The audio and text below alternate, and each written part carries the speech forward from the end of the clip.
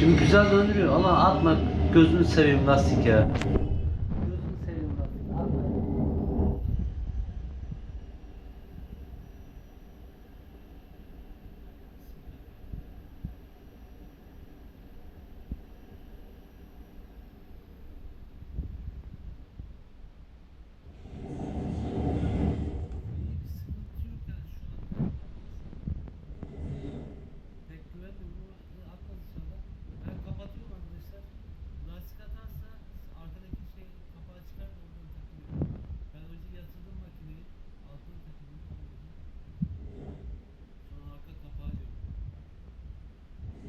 Önce kendiniz bakın, sonra başka bir yere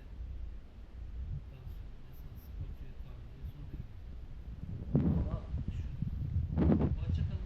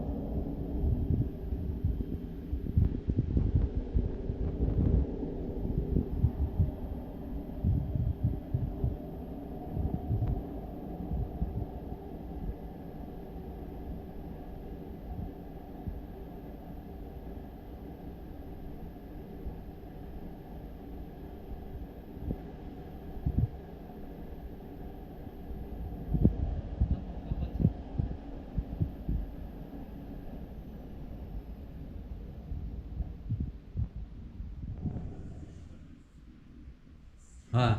Bir kere basınca duraklatıyor.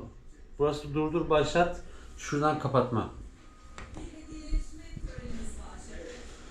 Tamam. Hoşça kalın arkadaşlar. Bay bay.